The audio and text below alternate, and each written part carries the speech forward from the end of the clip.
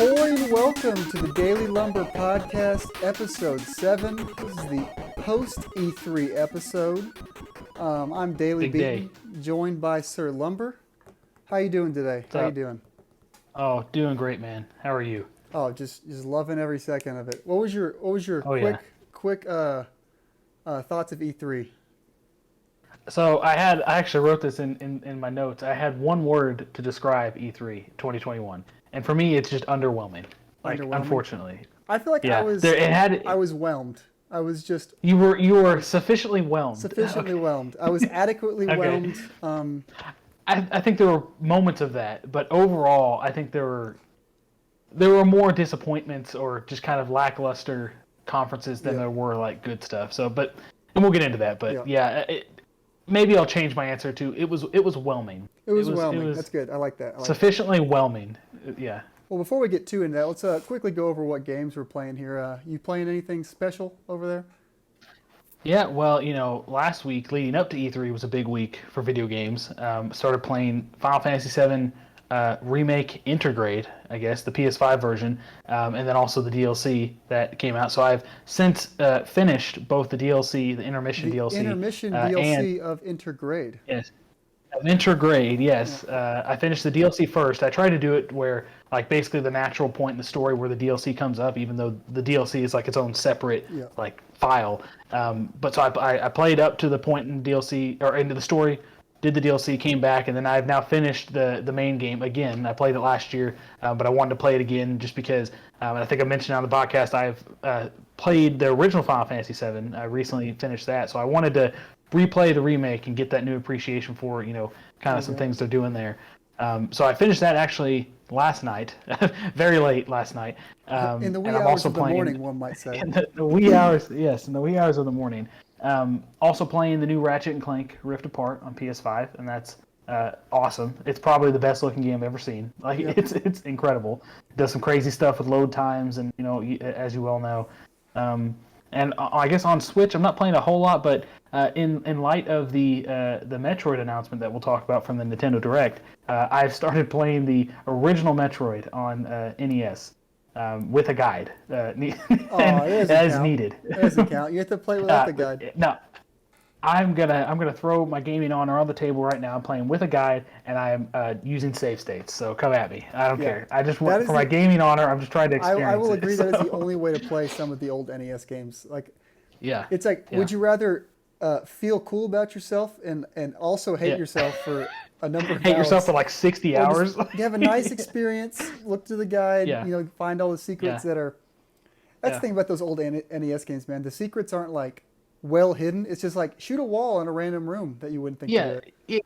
Well hidden is not the word to use to describe it because I think well hidden, in modern games, it's not well something hidden. that they're just like hidden. Like they're just ridiculously hidden. There's nothing that leads you to like, oh, let me just shoot this wall like here and at this point. You would have to. I think I was saying this to you earlier. You would have to like test every single brick and wall in that game to find everything and then remember like where you had been and where you hadn't, because it's not just like, oh, you shoot a wall and it's like this one room. It's like you shoot a wall and you get to this whole other branching path that leads to other branching paths. It's ridiculous. So I don't know how anyone would have kept track of that, and props to people who have put the guides together. Maybe they hacked the code or something and can like somehow see the whole map. Like they zoomed it out and they can see everything. But yeah, it's pretty crazy. But I think that's about what I'm playing on Switch right now, because anything I was playing on Switch before that, before last week, kind of got derailed because PlayStation is king right now until I finish Ratchet. So there you go. That's about what I'm playing. Well, I'm also playing, or I was playing Ratchet and the Final Fantasy Intergrade DLC. I didn't replay through the entirety of Final Fantasy VII Remake because I've already played it twice. So I just played the DLC, and because of that, I was able to finish Ratchet a little quicker. So I got those off my plate. I played a new game that I'll be reviewing this week, so I won't spoil it for my dedicated viewers. Keep them in suspense there. But then I also I'm starting Dragon Quest 11. I've been looking forward to it. Oh, big day, man! I keep getting, it keeps like slightly getting pushed back like a half a day, but I have no excuses not to play it tonight. So that's what I'll be doing. No, you're gonna enjoy that one for sure. I'm excited to hear your thoughts about it. Yep. I'm very excited. I will be very overwhelmed by that game, hopefully. Right. I hope so. Yeah. That's a good, I guess, maybe not the word you would use, but Nah, yeah, it's better than underwhelmed. yeah. There we go. Yeah. Well, cool. If that's all we're playing, I think we'll just jump right into our post E3 thoughts. We're just going to go through this chronologically, and Yep. we're also going to include Summer Game Fest because there was a special announcement in there that I was particularly whelmed with. I have other words. I'm so excited for this. So let's jump into it. Summer Game Fest. It was. I don't even know how long the presentation was. I didn't watch it all live. Couldn't tell you. But I don't care. No. Because it all ended with the last thing where Jeff Keighley got super excited. He was like, "I have the honor of announcing or showing this game." Yeah. And he showed Elden Ring. He showed gameplay. Oh boy. And I was excited. What are your thoughts? What are your initial thoughts on that trailer? Oh man, I mean, it was what we needed, right? As you know, it was a beacon. From Software fans. It was a beacon of hope. It's what we needed from them and what we've been waiting on for. I mean, I guess 2 years. Is that how long it's been? 2019. I think they showed it in 2019. They had like the cinematic teaser trailer. Very cinematic trailer. Yeah, and then all the stuff, the speculation has come out of that. But now it's like, okay, we've got like in-engine gameplay, and it just looks like all the greatest hits from all of the Souls games, Sekiro, Bloodborne, like all mashed together. There's elements from all that stuff. Like quick combat from Bloodborne, but then there's like some stealth elements and jumping. It's crazy to be able to jump, I'm kind regularly. of scared of the jumping, honestly, man. I think they're gonna make some hard bosses. Yeah. Well, the thing is, if you play Sekiro, like you'll get a flavor for that, and like you'll probably you would feel more comfortable going into. So I would recommend playing Sekiro. I mean, you've seen me play that, so. But and then of course the traditional Souls, kind of a little bit slower combat depending on maybe what you're using, armor and stuff, and just the overall feel of the world is very high fantasy, and there's horseback riding, which is pretty crazy. They've never done that before. Summons his horse, and the horse can double jump. Oh, the horse can double jump for some reason? The horse can double jump for some reason. That's which I guess makes about just as much sense as anyone else double jumping. Well, fair enough. Yeah, I'll accept the mystical horse being able to double jump. That's fine. But yeah, man, it looks just like my expectations are now set really high, and I think that From Software always delivers. Like no matter how high we set our expectations, sometimes they'll just exceed them. Yep. And I think that there's so much of this game that we probably haven't seen. Of course there is. We don't really know the extent of the open world, but we know that that's a thing. I don't know if you've heard anything about the interviews that Miyazaki has done. The director of the game. After they showed the trailer, there's been a lot of interviews and information coming out about it. Yeah, and it just excited me even more. There's a great VaatiVidya video plug to him. Because he does a great job, breaking down Souls. Me and him are close friends. I hope so. Close personal friends. I figured as much. So shout out to him then. Thanks for watching the Dailey-Lumber podcast. But yeah, he broke down a lot of stuff about the trailer and also the stuff he had heard about interviews and such. And Miyazaki spoke to the openness of the world and kind of how it's divided. And like probably a big boss in each like area, but also there's like traditional dungeons like where you can't use the map, and that kind of that layered level design that FromSoft is for that you'll get to experience. So I mean, it's just the whole package is what it seems like, and I hope I'm not getting my expectations too high, but I think they're going to deliver. I think they always deliver. And with how long it's been, I feel like if anything, people's expectations were already at the top. I feel like they actually kind of met what people wanted to see. Because they had a tough time. I was afraid they weren't going to come. They were going to release a trailer and it was going to be very underwhelming. Right, exactly. But just another like cinematic thing. They showed everything. They showed gameplay. They gave a little bit of teaser at some of the lore. They gave some cinematic stuff. They gave some nice shots of the open world a little bit. And to be honest, like all things considered, it's not that far away from launching. No, it doesn't. When they said January, I'm like, I'll take 21st. 21st, yeah. Yeah, and gonna put itself in competition with that new Pokemon game. Yeah, I have right here Pokemon Legends. I think it's January 28th. 28th, just a week after. I have to just power through Elden Ring in a week so I can play Arceus. Well, because presumably these are two like big open world games. Like that's kind of how the Pokemon Legends the double jumping in Arceus is really gonna overwhelm the Elden Ring gameplay. For sure. When you get Yeah. that giant No, sword but that's in gonna be Arceus and you start cutting holes in all the Pokemon, it's gonna be pretty right. crazy. Right. Yeah, it's gonna be nuts. That's gonna be a big couple weeks for gaming. Oh yeah, Assuming in that, January. yeah, I know in January of all months. And what That's a sucks is crazy way to kick off it's the gonna year. be right after, not only like after Christmas or holiday break, but right after I get back from like a family vacation. So like Yeah, I'll have no excuse to like I need a couple days off to play video games, like yeah, because I'll just have yeah. gotten back from That that. sucks, man. Yeah, Yeah. But either way, the hype is just going to keep building, and as we get closer, I'm going to want to see like less of it because I don't want everything. I want to know, I want some mystery there, and I'm sure there's going to be plenty to unveil. But well, I'm super the good thing stoked. about Souls games is even if you were completely plugged in and you played that game very, very thoroughly, you probably still won't Yeah. have a complete understanding of what the hell just Oh happened. yeah.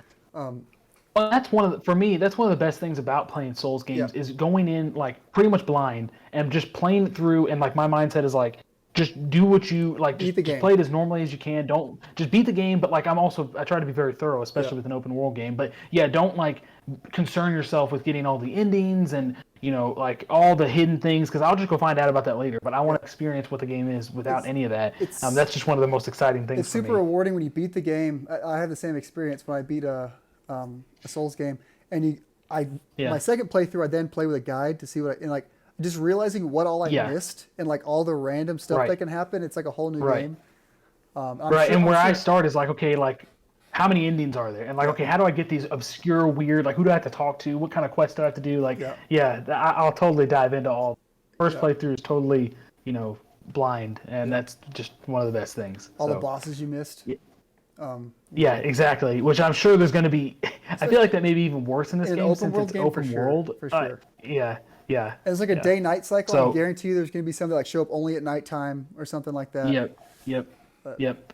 In like some random corner of the map that you have already been to or something. yeah, So, exactly. And you yeah. must talk to Yeah. the 30 hollow NPCs that create this ending, and then Right. Right. anyway. Right. Yeah. Well, I feel like No, but it's we could gush over Elden Ring for a whole podcast worth. But, oh yeah, for sure. I assume some content will come out from from yeah, this me and channel Vadi are working on some with stuff in the that. back. Right. So Right. Right. you know, You got a collab going? yeah, Okay, collab got going. that Yeah. working. Yep. Yep. Cool. I'm editing the videos as we speak, but That's awesome. Can't yeah. wait. Let's move on to the next day. Just Well, to I did have one oh yeah, thing. I forgot you have Go more ahead. on this. Yeah.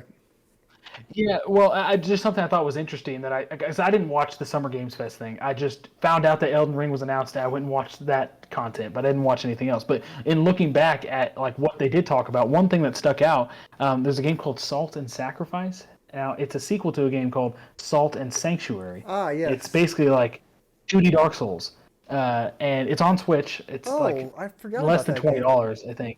Yeah, and so this is like a sequel to it. So I just wanted to point that out, give a shout out because while I haven't played Salt and Sanctuary, it's one of those things that I would like to get around to. There's just too much, that is more of a priority. But I thought that was cool that there's a sequel coming out for that. So you got a traditional Dark Souls game and then a 2D Dark Souls coming out. There you So go. pretty cool. Would you say that it's the Dark Souls of 2D Dark Souls games? Wow, hold on. I got to think about what you just asked. Don't The think about it Dark too hard. Souls of It 2D was Dark Souls nonsense. games. I think I want to say yes, actually. Okay, I I think I do appreciate want it. to say yes to that. Moving on to the next day. This is this is on Friday, the day before E3 started. Just real quick. Oh, I don't have anything down for that. Yeah. Oh yeah. Speaking of which, we're not going to comment on the shows we didn't watch or didn't have anything to say Yeah. about, just to save time, because Yeah. we want to Yeah. talk a little bit more in depth about the Just- stuff we did watch. Yeah. Sorry, Nintendo, we don't have anything to say. No, nothing really struck a chord for me there. Yeah. Sorry. So on Friday, the only things I had to say about the Netflix Geeked week, the Cuphead, they had like a Cuphead trailer, and it looks good. It looks like it's. Okay. I mean, it looks like the game. It's I'm sure. Yeah, I was about to say. I bet it just looks like the game, it's a but little you're more not playing cartoony. it. It's like another half step Yeah. cartoony, which is good. I don't know if they Yeah. announced when that's coming out, but I'll probably watch that when it comes out.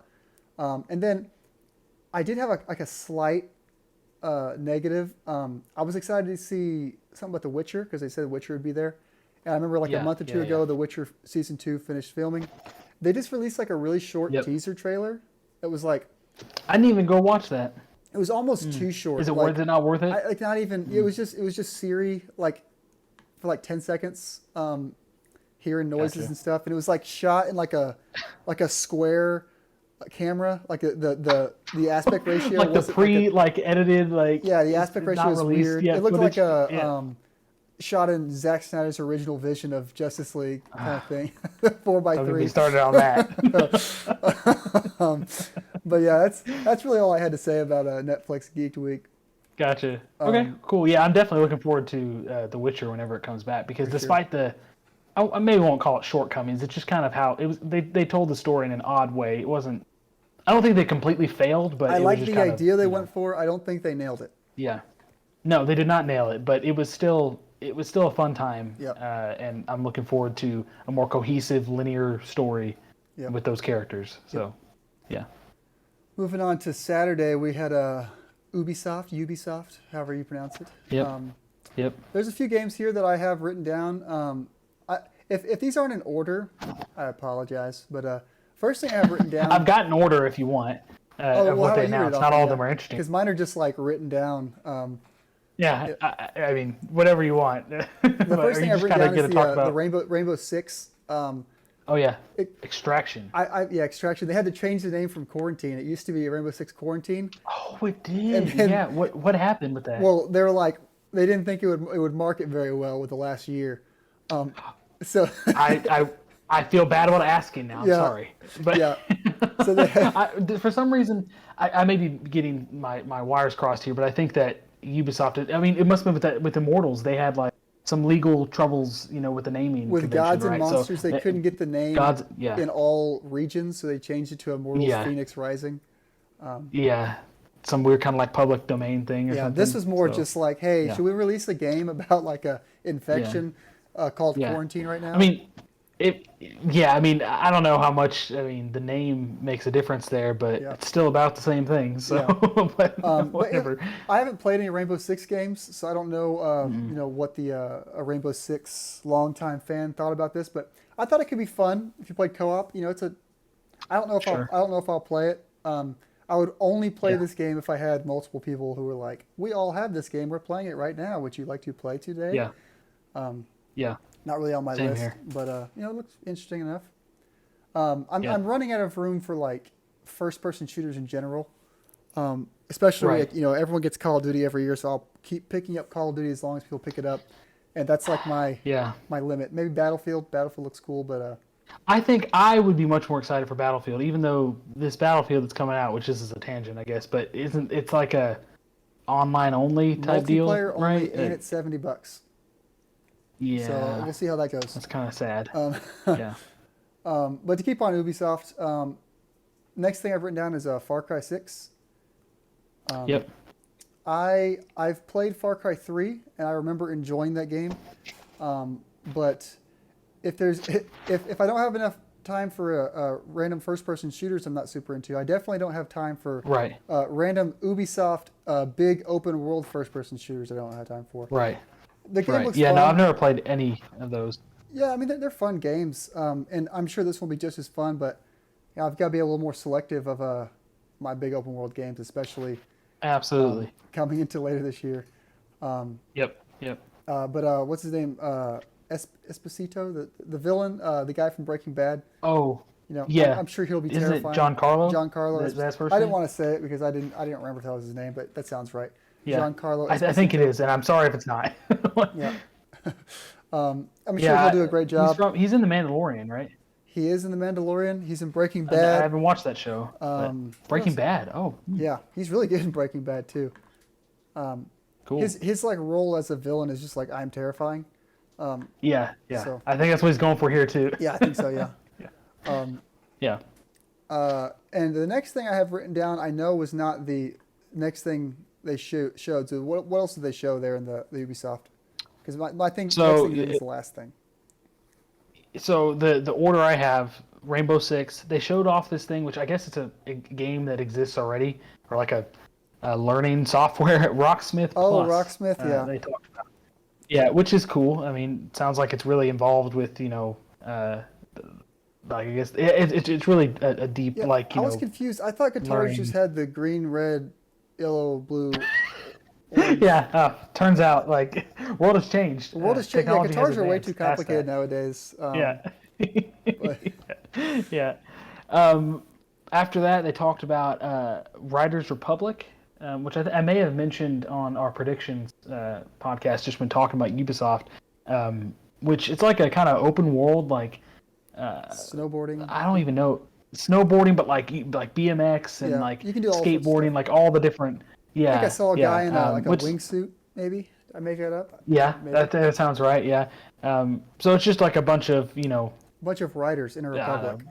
Bunch of riders in a republic. So I mean, I don't. It doesn't really strike me as That something might be a that fun I would enjoy. $15 game one day. Like pick it up and just like on sale. Which Ubisoft games do that. So they definitely go down and. Yep. So they showed off some Assassin's Creed Valhalla like briefly, just kind of like a recap of. Yeah. I don't know if I'm gonna jump back into that. Like it was a lot. But so I knew that they had planned for at least 2 DLCs, but I think that they're going to be pushing DLC out for like a year. Is they basically said that. But they talked about like briefly the second DLC that's coming out. The first one came out like a few weeks ago, I think. Far Cry 6. There's something after this which I'll let you touch on. I think you're more excited about it than I am, right? The next thing. Is it the game that we both got on sale recently? You got on sale. I've had it for a while. All I wrote down was, damn it, Mario and Rabbids looks fun. I just bought the original game on sale. We'll see where that goes. Yeah. So, yeah. Well, for those listeners who don't know my experience with that game, I've had it for, several months now, maybe like a year or longer. And the first time I tried to play it, I played for like an hour and a half to 2 hours, and it crashed on me. It disrespected me in my time. So I have not touched it since. The Switch crashed. I don't know why that has like happened. Probably I count on one hand how many times on the Switch, and so I've not gone back to the original Mario plus Rabbids. The Rabbids they drive me crazy. They disturb me in ways that I can't explain on this podcast. They disrespect my boy Mario. You have to really reflect on how to look inward. They disrespect my boy Mario, but I've heard nothing but good things about that game. I've had a firm stance against that game for a long time now. Yeah. But damn it, the sequel looks cool, and then they're like, "Hey, you can buy this original one and the Donkey Kong DLC for $15." Yeah. And I was like, I think if anything, that's the thing that would draw you in is the Donkey Kong DLC. I've heard good things about that too. So so I'm gonna give it a try. I don't have the DLC. I've got it installed on my Switch. I have not. You can buy it for $5 right now. The DLC. I don't know, man. Is it on sale for $5? Like it'll go up in price? I think it's like $20, and then you have to get. If I buy DLC for a game that I've been avoiding playing, I don't think I could justify that right now. It looks so goofy. The sale of the game, it's like it has like the original price. It's like $80, and then it's like for $15 at like a $90. $15. Okay, fine. I feel bad for the guy who buys it at $80 next week. Yeah. I mean, he's like super pumped. He's like, "Oh my gosh, this new game looks cool. I gotta try the original." Oh, okay, $80. I'll do it. Yeah, they were going to put that on sale. This is on 15 to not do that to people. You're telling me this is for $15? It's on my Switch. If I never play it, it's just like I wasted. You lost $15. $15. Yeah, I'll play. Yeah, for me, it's like I bought like a double pack, this random bundle from Best Buy like last year, or I think it was early 2020 when it was like a double pack for like $20, maybe it was $30, of Mario plus Rabbids, and then also Starlink Battle for Atlas, and it was that big box. Yeah. Do you still have that big box? That might be worth something. I don't have actually. to call I think I took all the little toys the expert, out. Bird Dog Gaming, see what he thinks. Yeah, he can give you the inside scoop there, but no, I don't. I think I just took all the trash that box. I do not care. I can't wait for him to type, "You fool! You brazen fool!" No way, man. I think those were everywhere. I saw those all place, those boxes. It's funny because I also got Starlink, like the physical edition with the R-Wing for like $4 one Black Friday. I felt like I was stealing from the Best Buy. I was like, I get this? Like, that'll be $4. I'm like, oh, okay. $4. I wanted That's just a for battle the by R wing. I would have paid $4 for the R wing, and that's basically what I for did. sure. Then I played through the Starlink. I don't know. The Star Fox part. I don't want to shame too many Ubisoft Nintendo collaborations in one thing, but we're really getting far from E3 2021 right now. we are, but god damn it, Rabbids does it to me. Yeah. But I guess to wrap up that topic with Rabbids, if I get a spot in my gaming calendar that is open for a good chunk of time else, maybe I'll dabble in that again. But maybe right now it's going to stay on the shelf. Some other life skills instead. Instead of playing that game. I'd be much more valuable, probably. Better use of my time there. So after Ubisoft, is there more from Ubisoft, or is that the end? So they have one kind of surprise announcement. That Avatar game, Frontiers of Pandora. Yeah. Which it was kind of cinematic and stuff. You don't know, I don't know if it's like this huge open world or if it's a little more linear. It's probably that kind of setting. But I've always been a big fan of the movie, the Avatar movie. I always really like that movie. So I'm interested to see what they do with that world, and we don't really know much about it right now. But Avatar is such a funny series to me because for how popular and how well that movie did, if I sat here and thought real hard about one thing from that movie, like what happens? They go to go to Pandora to get the unobtainable. I could tell you. And then that's all I remember about that whole world. But somehow that was the highest grossing film of all time. And apparently there's 5 sequels that none of them have come out. They'll all be out. Yep. They're making them all at the same time. It doesn't even make sense. But I mean that movie did so well back in the day, and I also the thing they championed with that movie was the CG, just the special effects that they were using, and for the time, I mean, still now it's quality, but it was incredible back then. So I don't know why it did that well because it was still it wasn't Avengers Endgame, that's the culmination of 10 years of work. This was just this new thing, so it was kind of crazy that it did. Do you think that game has a reputation to hold up of looking incredible? If that game doesn't visually look incredible, do you think that tarnishes what Avatar is known for? Maybe. I don't know. I think that it's just kind of an expectation now that it's going to look decent. It's going to look good, probably. Because all of Ubisoft's games look good. They especially recently, Assassin's Creed Valhalla, it's a good looking game. Yeah. So I'm sure it's going to look good enough. I don't know if it's necessarily got these high expectations. I think it's kind of a random announcement, and I don't know. It's hard for me to tell people are super hyped for it. I'm not super hyped. I'm just more interested. More about it. You're whelmed. Yeah. I'm whelmed. I'm going to keep doing that this whole podcast.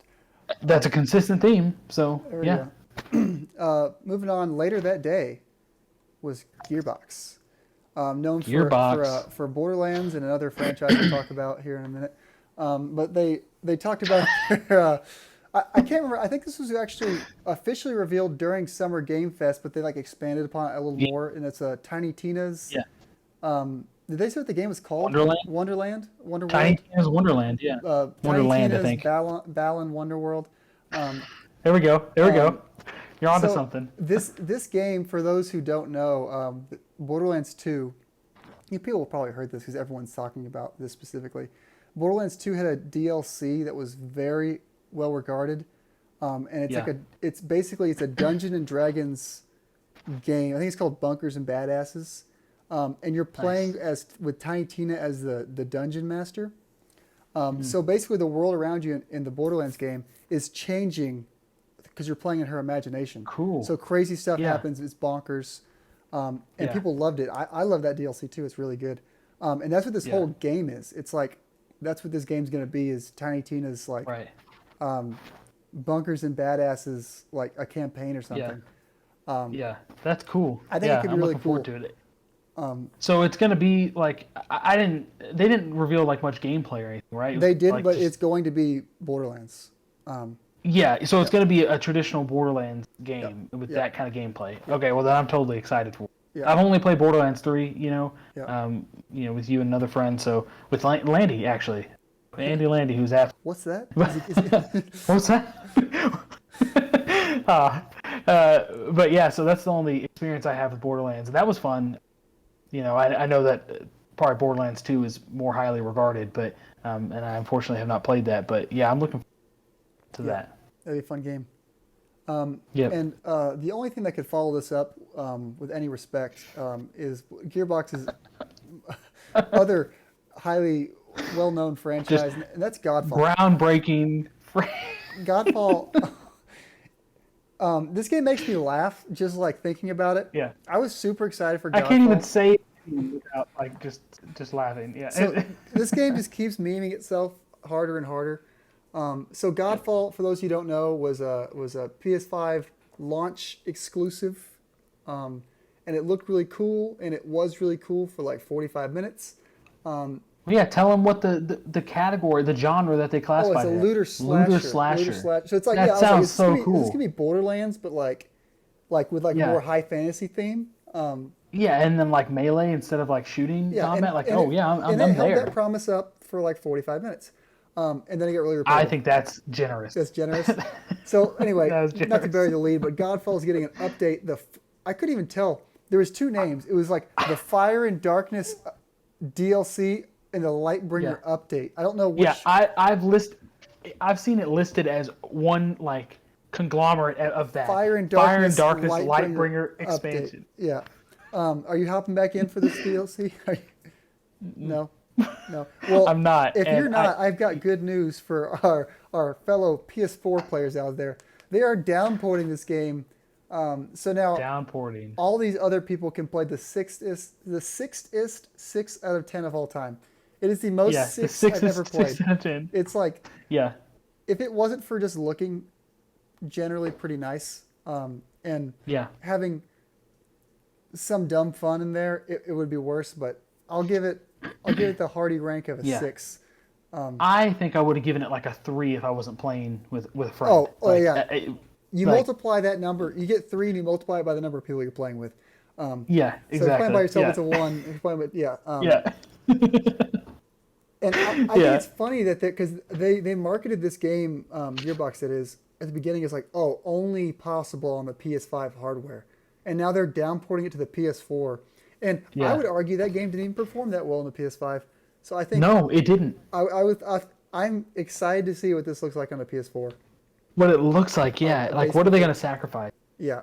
Are they going to try to make it look good still, and then it just runs even worse? It's like 15 frames a second. Yeah, it's I don't know. Somehow Godfall keeps ending up in these podcasts.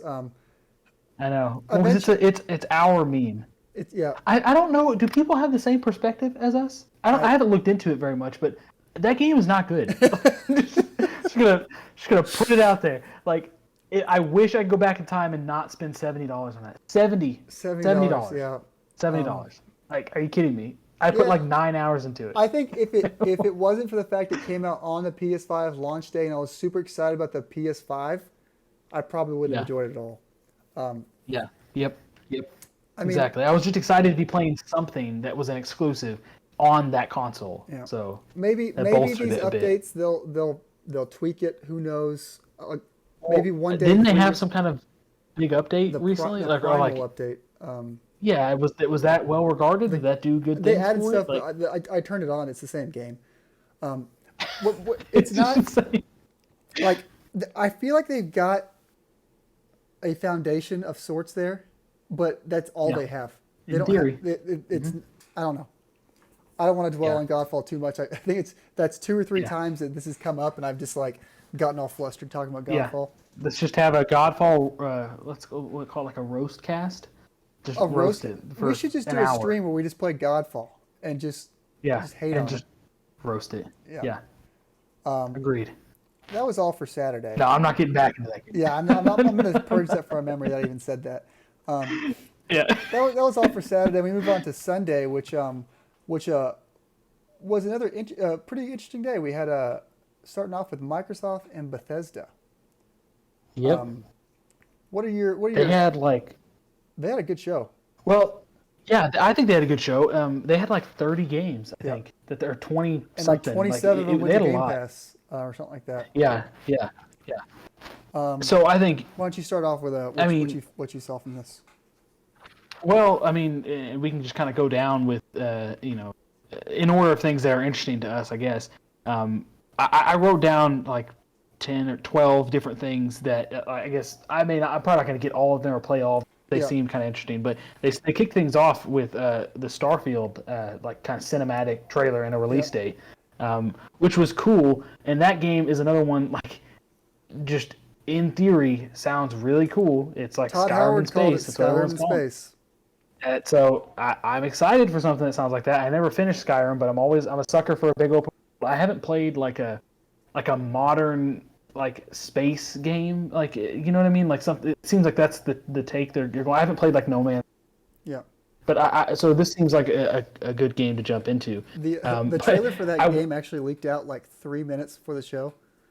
Like, I think I heard about that. It was like right actually. before the show started, people were watching it. I was like, I'm just gonna wait the 10 minutes, guys. Like, yeah, it's like, come on, guys. Who leaks it? What's the point? Yeah. Like, you didn't do anything special. Yeah. But anyways, I wish I guess we had seen a little bit more. But the reason why we didn't is because it's not launching until November of 2022. Yeah. So I think they just kind of got something in front of us to tell us like, hey, it still exists. It exists. But there's nothing to be shown yet. Like it sounds like it's gonna take a while. It could get delayed. I bet it will. And for people wondering, I don't think it will, because that date is very specific.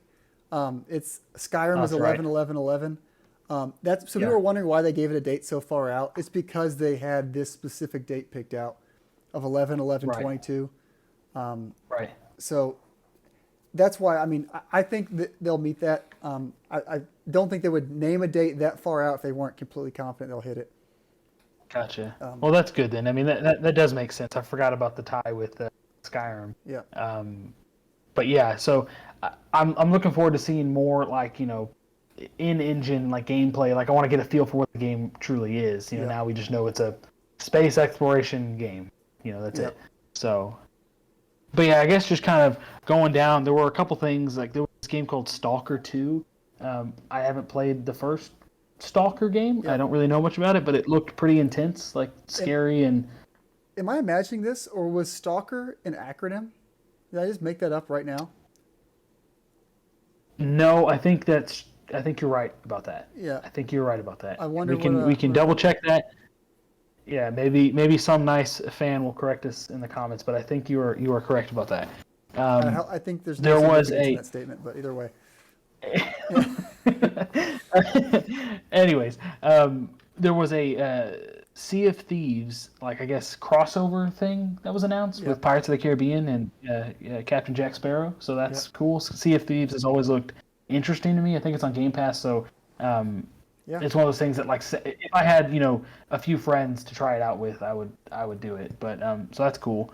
They did talk about Halo Infinite. They gave a story trailer, and then it was really just a multiplayer trailer. I guess I guess it was kind of more cinematic and like cool action cuts and stuff. So so it's interesting. They showed just this whole show in general. They ended up showing more guemeplay for all these games like a couple days later. In like another conference, which is weird because they didn't like say like, hey, we're gonna talk more about this. They just kind of showed. Stick around for more. But yeah, Halo Infinite looks cool, and it's a free multiplayer game, which I think is.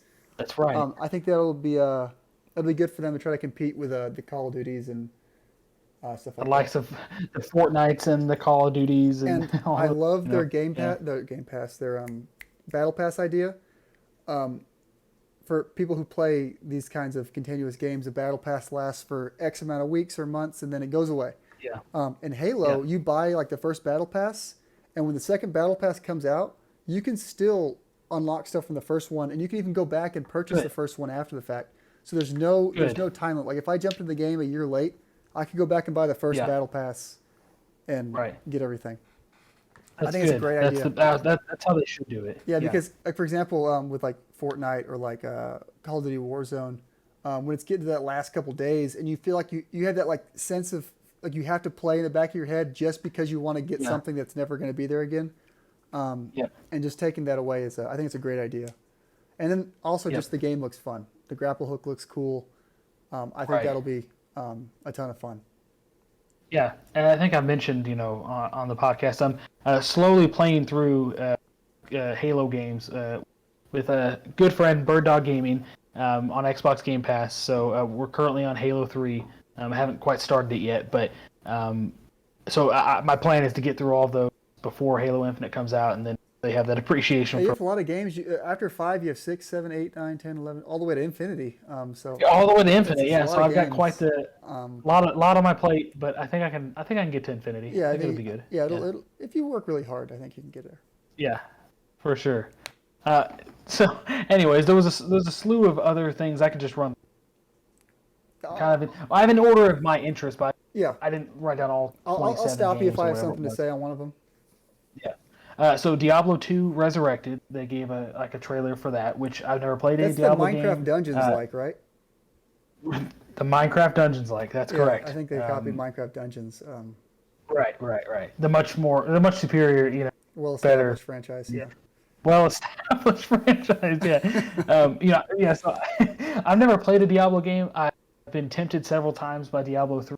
It's gone on sale for an enticing price, but I've never bid on it. But I may jump into this one. I don't know,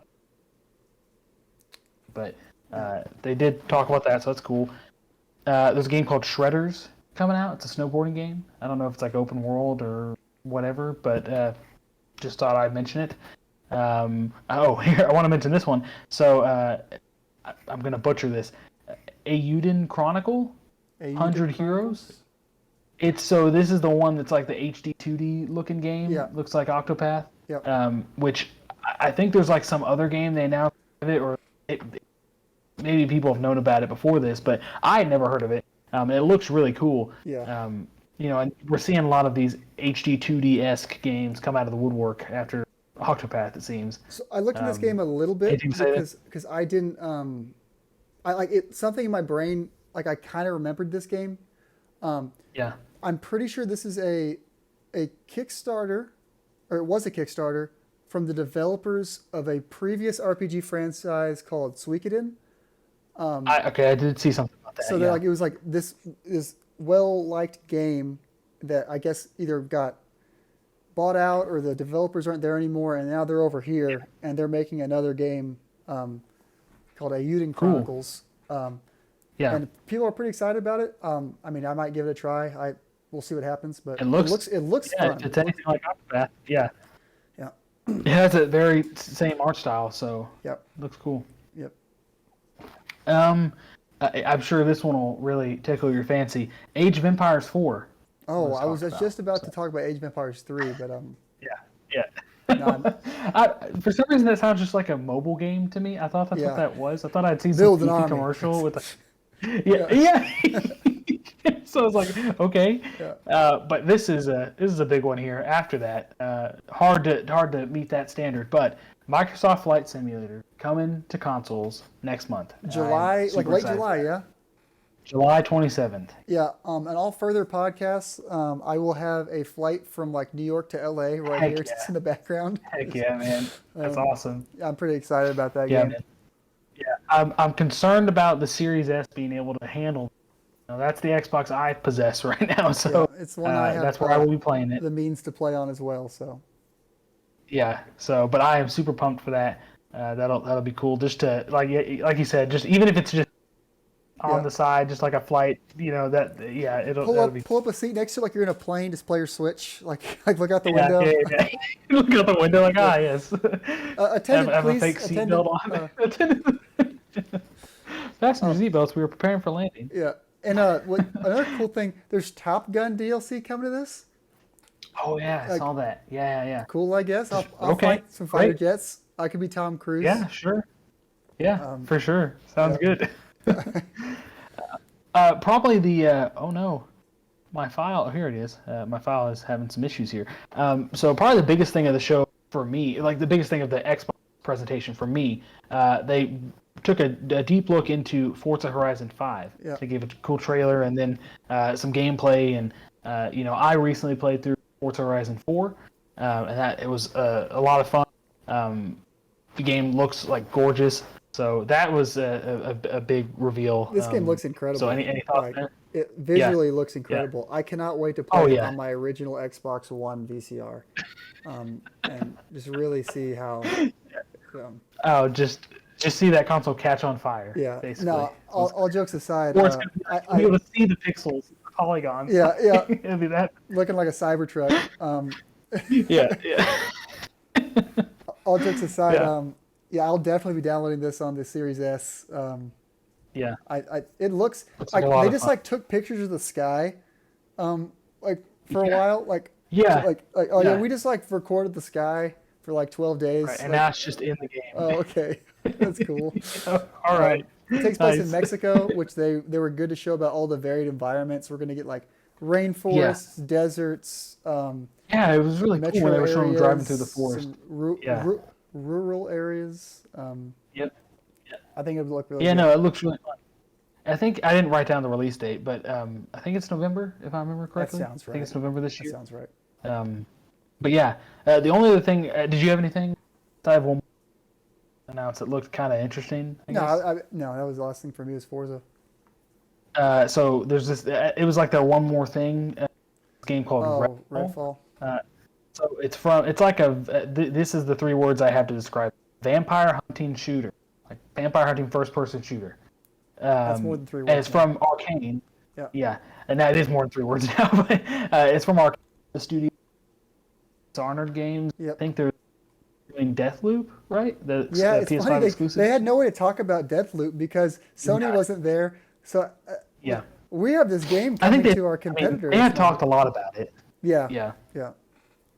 But that one, it was just like, it was like a cutscene, a very long cutscene. It wasn't gameplay. It was weird. I don't know why they ended on that, because while it was a cool announcement, like they were pretty good about showing some gameplay with all their announcements, or at least some, hinting at gameplay, and they end it on like a 5-minute CG cutscene, and those are like expensive to make too. They that was a big ordeal to make that. And they could have done like a shorter version of that, and it was like a but they put a lot of effort into that, and I don't know that. I'll need to see more. Maybe it's cool from a multiplayer, perspective. It looks like it'll be, kind of that. Maybe like I'm getting vibes from like a kind of like Overwatch, or something that's like based, like we're playing as a specific character with like specific skills and, and powers and very, stuff. not class based, but role based. Like you have your character has a specific role within the team. Yeah, that's kind of the vibe I got from it. So I'll wait till interesting. So like I said, if maybe it's a good multiplayer experience. Always good to have those in your back pocket. Of course, or in your that's front about pocket, what I had. Depending on how large your pockets are. Right. That's all I have for Microsoft Bethesda. Also, I will say though, Microsoft Bethesda gave that good of a show, and they have a lot more they could show, and I think next year they're going to be pretty crazy. They got a Perfect Dark. They have Fable. They'll have probably some sort of extended Halo thing they'll show. They have new franchises. Right. Microsoft owns a lot of stuff, and yes, they do. One day they're going to drop the hammer that Elder Scrolls 6 is coming to just Xbox. And that doesn't, it doesn't really impact me so much, because I've only ever played Skyrim and I didn't even finish that, but I know they're going to be upset. Yeah, it's going to be a fun day. Cool. Well, let's go to the even better show from Sunday. That was the Square-Enix presentation. A lot of thoughts here. A lot of emotions. I went into this one feeling really good, really excited, and I was ultimately. Well, I was probably more hyped for this than any other conference. Yeah. Like to my downfall. I shouldn't have been as hyped as to your Godfall, to your Redfall, to my God, to your underwhelming conference. Yes. Yes. Yeah. Square Enix, in my opinion, kind of missed the mark. They showed off a lot of stuff, but mainly they showed 30 minutes of Guardians of the Galaxy, which it didn't look bad per se, but it didn't look good enough for it was 25 minutes? It must have been, they went on for a while about that. And like you're saying, it looked fun. Apparently it's not. I don't think it'll fall into the same trap that Avengers did with like Yeah. this live service Yeah. model. They were very quick to It's emphasize it as a single player experience. yeah, Like yeah, which a I think campaign, like single player like campaign. You're one character. You're yeah, not like you're you Peter can't be Quill. all of them, which is Yeah, which is probably a good thing. probably a good thing. And like but yeah, I think they they just spent a lot of time talking about it. Now because I was so hyped for Final Fantasy stuff, that was really what I was there for.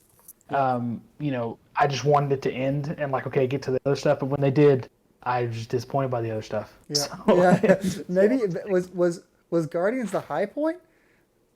Like, it's either that or that Final Fantasy Origin game because it kind of confirmed rumors, which we can talk more about that. But Stranger of Paradise, Final Fantasy Origin, was announced. It's from Team Ninja, same guys who made yeah. and this was heavily rumored, like Yeah. going into E3, and for me, it didn't quite live. I don't know, it didn't live up to Nope. like what I was expecting. It was like It looked very it was like muddy. strangely aggressive. But it was Oh, like he was strangely aggressive. aggressive. Yeah, I don't know how many times you saw someone get their head crushed into the paper. Yeah, but Like, but not even that. Like if you go back and watch that trailer, the main character, I guess, he's like talking about how he has like this desire to kill. Yeah. And he's like, I must kill chaos. It's yeah, it's a Slim hunger. Shady over Like, there in why his are you- Abercrombie and Fitch T-shirt was just I know. just like destroying people and screaming about chaos Yeah, the whole time. It's just kind of it was just kind of weird. So That's, I'm gonna play this later tonight, and Yeah, maybe same. we'll see some impressions on the channel later this week. Maybe so. But what I've heard is it doesn't look good as far as visually, and I can tell by looking at it. It looks very muddy and dark and kind of Yeah. whatever. Yeah. Apparently, it's just the story's kind of it's very strange. It's just like very aggressive, Right. hyper aggressive. But apparently, the gameplay is Yeah. kind of solid. Like they Okay. could build off of it. Yeah. I personally was I don't know what bothers me about the guy wearing like the T-shirt and like Because he looks totally out of place. he looks I like don't an understand. Abercrombie and Fitch guy, just like It's like him and two other guys, and the two other guys Yeah. armor and stuff, Yeah. and he's got this big old sword. But then he just went to Target. Yeah. Like, and, like, got, and his hair. I don't know what his Final Fantasy. They always have like the cool hair. He's just got like regular hair. buzz cut. Yeah, like Yeah. and apparently they've got like all sorts of different classes you can play as, and you can like look different and play different. And they just showed this generic looking dude. His name's like Totally Jack vanilla. or like Jeff or something like that. It's like not even like a like I don't know. Yeah. But your objective is to kill. Overwhelming. Yeah, your objective is to kill chaos. And for people who don't know, this is like it's not super like fleshed out yet, but it's like either a Final Fantasy 1 retelling or like a Final Fantasy 1 prequel. It's in the world of Right. Final Fantasy 1. Right. And you can look up what goes on in that game. It'll make more sense when you look that up. But the objective of the demo, at least, and I think of the game, is to kill Chaos, which is a character. Yeah. Yeah, he's a character from Final Fantasy 1. He's named something else, but it looks interesting. I hope that the Neo gameplay will shine through the muddy, dark, like look of the game. Yeah. But We'll see. I want to try it out tonight as well, and we can come back with our reactions with that. But yeah, so as far as your question, what was the high point? Like, it was hard to pick a high point. Again, just due to the fact that this Final Fantasy Origin game like confirmed rumors, and I was like, okay, it does exist. In theory, it sounds cool. It's probably tied with Guardian. The whole presentation didn't do it for me. So one quick note before I forget about it while we're still on the Final Fantasy Origins.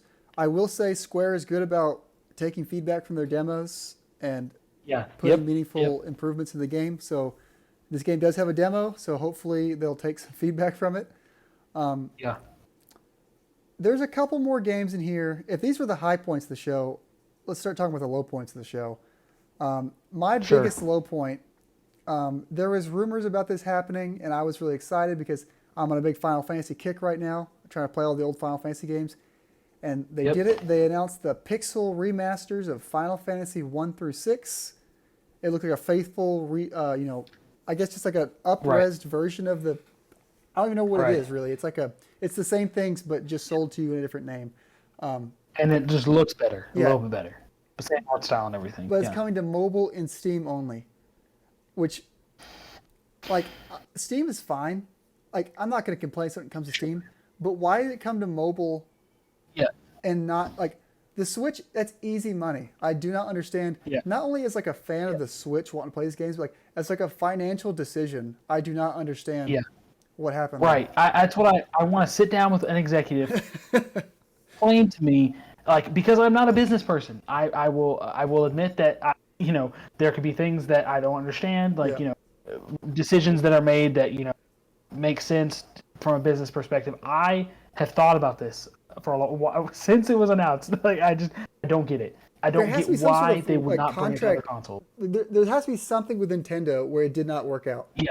Um, That is the logical conclusion that I can come to, because there's no way they know this would be a good business decision. Yeah. So there must be some kind of legal weird thing going on that is keeping them Someone from wants a doing bigger that. So cut that's- or something. I don't know what. Yeah. Yeah. I have no idea why this isn't on the Switch. And maybe it will Did be those eventually. even get like a release date? Like No, they were just very vague about it. They're just like it's just like mobile and Steam. Then they dipped out. They're like, get out before they yell at us. It's like, cover your head, cover your head.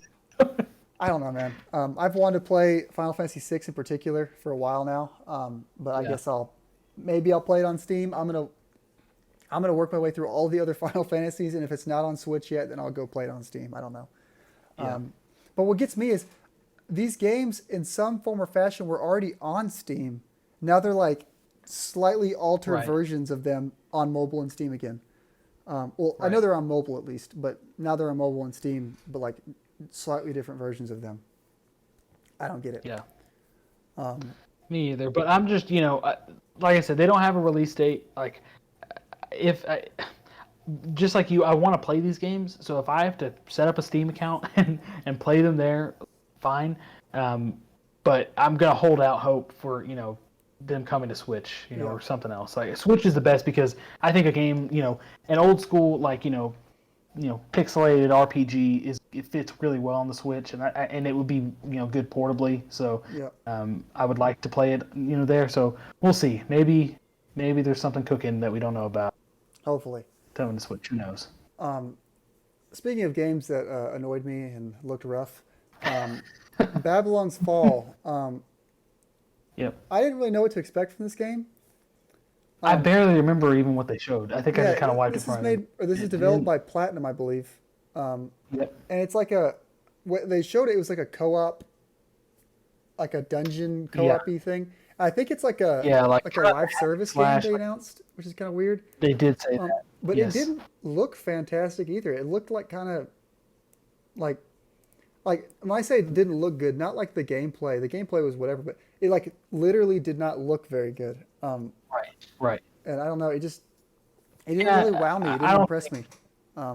They didn't show me enough for me to make a decision on the gameplay. Like you said. Yeah, it also just didn't excite me, and that's what I mean with the theme of this year's E3. It was like either perfectly whelming or it dipped below that and it was underwhelming. And it just not much to say other than that.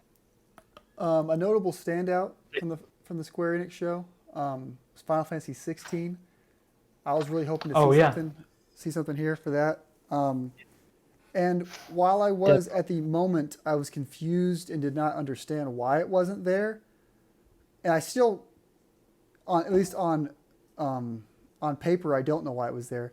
But I guess if you want to go out on a limb, you could maybe assume that Sony's going to have an event this summer, and they would want to show Final Fantasy 16 at their event because it's an exclusive. It's not exclusive, yeah. If that happens, I'll give Square Enix like the smallest of passes, because that makes sense that they'll want to show it at a state of play or something. But maybe the game's just far off in development and it's not ready. Who knows? Right. we don't know when a Sony event is coming. Like Yeah. we would have, I guess it would have been logical to assume one would happen. Yeah. I guess like they had some kind of press release, right? Yeah. The Horizon State of Play, but I was still expecting something like around this time. But Yep. If we don't get something from them till, I feel like Square could have gotten away with another trailer or some little bit of information that would have held us over. But Well, that's just the thing that like we don't know. Like we don't know what the marketing rules are. Like Sony might have exclusive rights to show that game. And we might never know that. Right. So if say that's the case and Sony shows it off in a month or two at a State of Play, that's what I'm hoping for, because I'm really excited for that game. And if it's not shown there, maybe it's just farther off than we thought. Maybe it's right. Which, I mean, that's another theme of this year. Things are getting delayed. I think this year more than last year we will feel the impact of. Last year we had games that were like almost done that were still coming out. Right. This year we're going to start getting all the delays that were backed up. Yeah. The stuff that was heavy in development last year and had to get like paused. So yeah. Another thing about delays. This is just a little quick insight I've read about. A big problem they have is getting these games like QA certified, because like the rules for people coming to like play test these games and get they can't do it as many at a time. So it's kind of like a bottleneck. So I think it's an interesting. That makes sense. Interesting behind the scenes thing.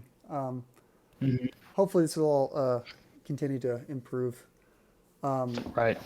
That's all I got to say about Square-Enix, though. Overall, same here. I think they disappointed me because of how much I was looking forward to them. Yep, I have that in my notes. I think I overhyped myself for this, but I think I told you I wanted to have one conference that I was super pumped for. I felt like I was owed that. Everyone as a gamer is owed that. I thought from this E3 I deserved to have like one thing that I was super pumped for, and it delivered. Like, I think overall E3 delivered things. Like we'll talk about Nintendo. I think they did a good job too. But yeah, this one it fell flat, unfortunately, and it hurt. Yeah, and Square, since in recent the past couple years, more in their their games, and it was just I really wanted to see something big. It happens. Well, let's go on to something that might make Square not look so bad. Let's talk about Capcom. I don't even know why Capcom felt the need to have a show. I don't know, man. Because like Capcom's got two of my favorite games this year are Capcom games, Monster Hunter Rise and Resident Evil 8. And they showed or they talked about both those games. But with Resident Evil 8, they're just like, hey, we're making DLC. And that was it. They didn't show What's it about? Nope. It's none of your business. Nope, none of your business. That is a third of our show today. And then with Monster Hunter, that is a third of our show. Monster Hunter, they've been doing all these great updates and like filling us in, like Monster Hunter, all this new content, and then they found like the biggest showcase to give like the smallest update, and like it's like we got these more random side missions that you're and random like microtransactions. And they threw in like microtransactions stuff you can purchase. Their biggest audience to watch, and then they gave like the most the least impressive Monster Hunter Rise showcase. Thing. And then I think we probably heard about Monster Hunter 2 like 4 times in E3. Like that game looks fun. I think I will play it. But they talked about that again. It's like it was just like another trailer with like maybe some gameplay. It's like okay, we've seen this many times now, and it's coming out in less than a month. So I don't know. And then they went. They talked about esports and stuff. Yeah, and they talked about the Great Ace Attorney. Oh, the Great Ace Attorney. Yeah, they did. Yeah. Those games are getting localized. I think it's getting localized for the first time. For fans of the series, I'm sure that's exciting. I'm sure those games are fun. I've never felt the desire. I've heard good things about them. Yeah, it just doesn't. They're just like lawyer sim games. Is what it seems like to me. So it just doesn't really. Yeah. Yeah, I don't know. No, Capcom, honestly, we don't have to linger on this one. Yeah. Well, what I don't get is like, why didn't Capcom just sprinkle this into other events? Like they put the target on their back. Like everyone, look at us. We've got our own show. Right. And like, because if they just like in the Xbox, no, I guess Resident Evil's on Xbox, yeah. Like if they just sprinkled in the DLCs coming in an Xbox show, like real quick, they could have. They could have, but the thing is, they didn't show anything. Like a quick, basically, the way they framed this Village like segment was like they were like thankful to the fans for the reception of RE-verse, that multiplayer. Oh yeah, RE-verse. Like, forgot about that. They talked about that very briefly, and then they said it was just like a splash.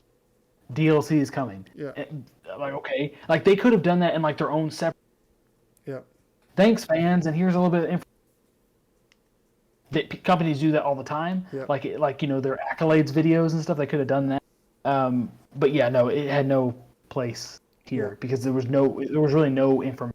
Yeah, it was nothing new really. I mean, let's be honest. Everyone knew there was going to be DLC for Resident Evil 8. There was DLC for Resident Evil 7. And what's interesting is that the way they said due to popular demand. Yeah. They said DLC has been worked on. It's like, so you guys didn't have this plan? I guarantee you that it's been worked on since before that game came out. Yeah. And they're just trying to give themselves more time, which is fine. Yeah, which I guess if we want to talk any more about Capcom, I am kind of interested in what that DLC is going to be, given how Resident Evil 8 ended, which I won't spoil here. We have a spoiler cast for those of you who like. We do have a spoiler cast for that. But I won't spoil it. Yeah, but even here. something So as simple as I that. would play it. I've been cool with that. If there's like, it's going to be about X character at X time, X thing. Right. Cool. Right. But just like saying, a quick like cinematic like cutscene or something, like trailer. But just saying like we're going to make a DLC, that didn't do anything for me. Yep. I think they wasted the fans. Wasted. Yeah. Like doing that. Yeah. So, whatever. Well, with E3 we start off pretty good with Microsoft. We hit kind of a valley, and then we're back up on the half pipe to the other good part of E3. Ooh, the hype train, it's building again for this Nintendo. That's what happened. People on Twitter were going wild. It was like late Monday. Everyone's like, maybe we overhyped E3. Maybe Nintendo's going to disappoint us. Everything sucks. It was a bad time. We shouldn't get overhyped. Yeah. And then there was a glimmer of hope just for the Nintendo Direct. I was excited. This was the most viewed event of E3, and I think it was a good show overall. What did you think, general, about what the Nintendo show? So we can get into the specifics about what I wanted to see that I didn't see. However, if we talk like line for line, things that were announced that I either wasn't expecting or just cool things they showed. They basically they checked all the boxes, for a general E3 presentation. Yeah. Several new things. And things from all different genres. They got everyone, like every kind of gamer. They got all of it. That's what I mean. They checked all the boxes. Yeah. And it's like in the moment I was kind of disappointed, but again it was like we can talk about that, but I think they still delivered, and I honestly.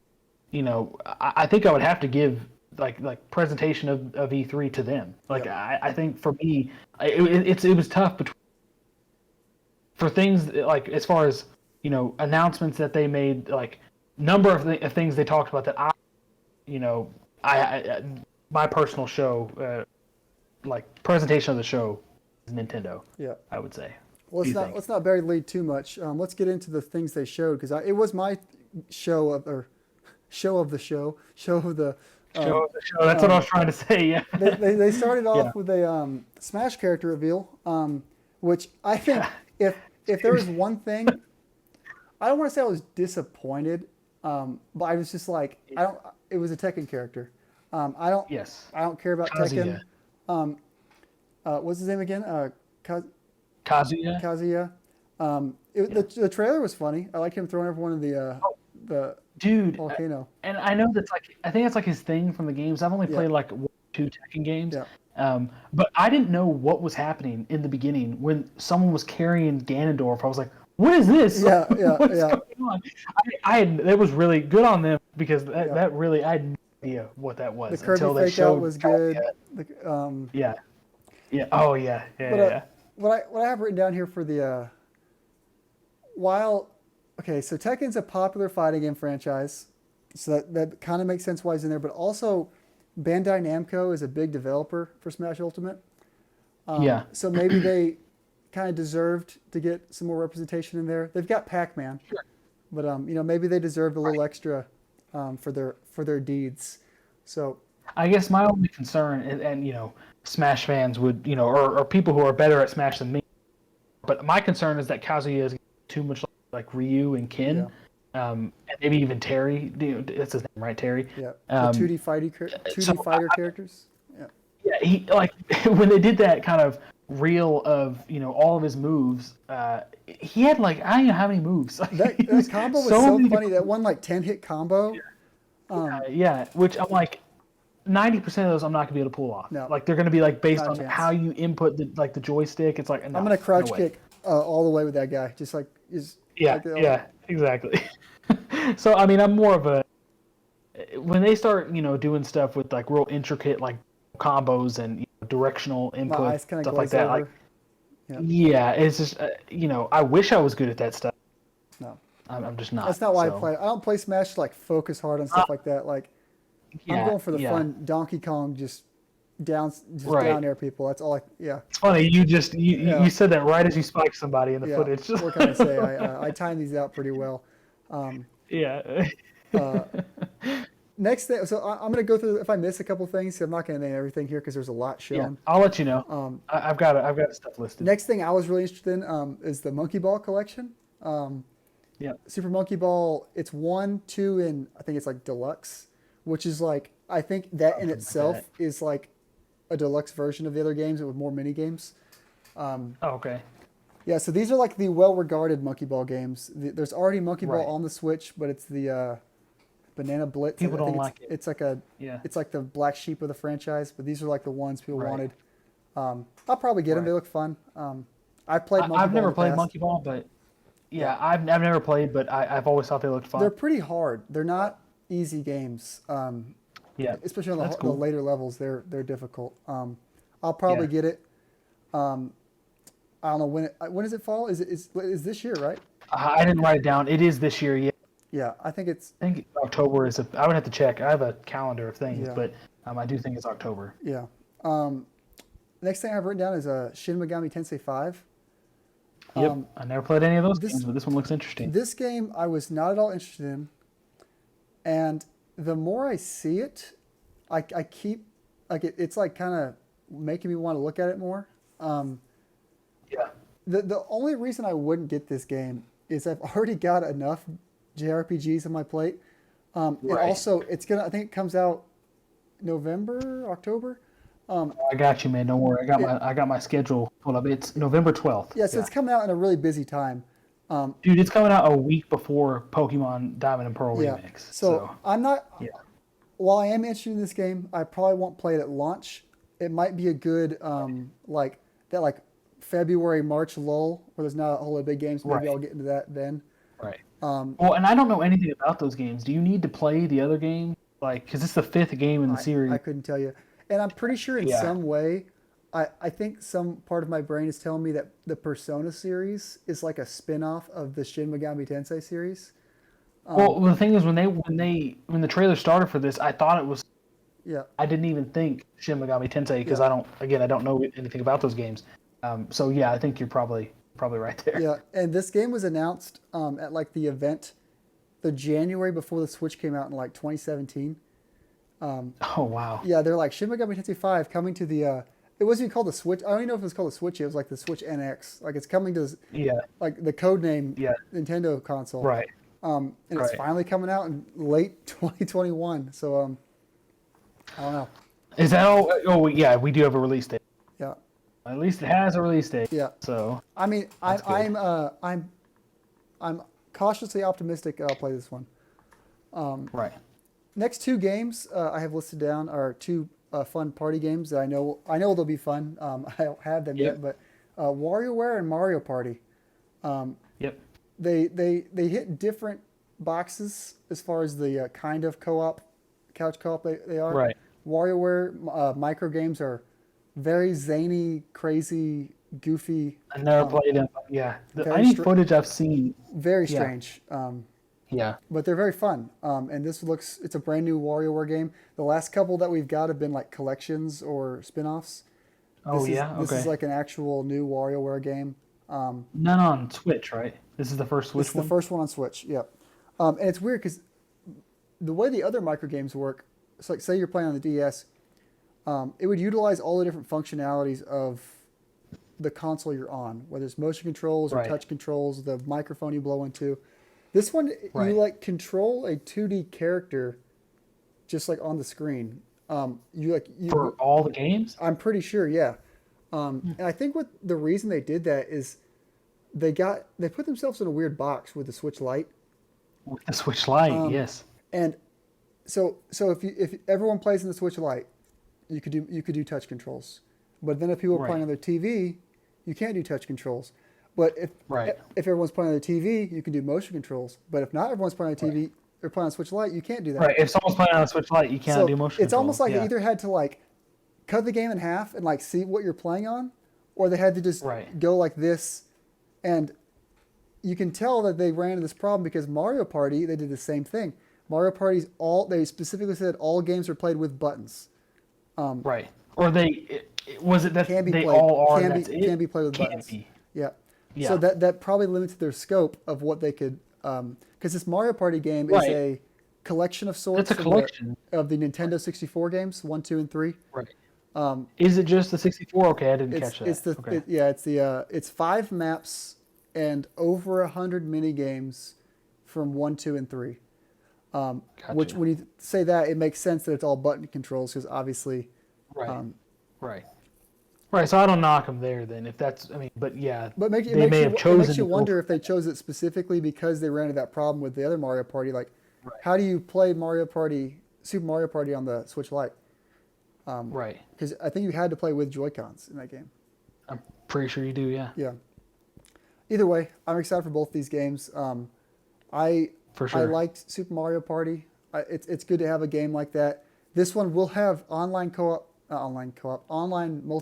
from the start. It did say that. I'm pretty excited about that. And these come out. I guess it's September for WarioWare and either October or November for Mario Party. But Yeah. Mario Party is October 29th. WarioWare, yes. oh really? September I think the other Mario Party was also October. Yeah. So two Yes. fun mini game based party games back to back, Right. which I wonder how that'll do. Obviously, Super Mario Yeah, well, it's Party not- will sell more, but They're I wonder if they'll like if they'll compete with each other. Well, they're like over a month apart, like a month and a half Yeah. apart. So, Yeah. I mean, we'll see. But yeah, I'll be getting them for yeah, sure. they're cool. Yeah. Yeah. Then the next thing I've written down is probably the biggest announcement from Nintendo, and that was the announcement of Metroid 5, Metroid Dread. Yeah. For those who don't know, this game, Metroid Dread, has been a like in development game for like, or at least in some form, for like the last 15 years. Right. So Metroid 4 is Metroid Fusion. And then Metroid Dread was like the rumored game to follow that in like 2006, and it's just never happened. I don't know what they gave a little bit of a developer preview into like the history of it after the direct in the treehouse, but I think it looks really freaking cool. Yeah. It's me a too. 2D Metroid with like 3D graphics, and it has like 3D cutscenes, like over the Yeah, it shoulder.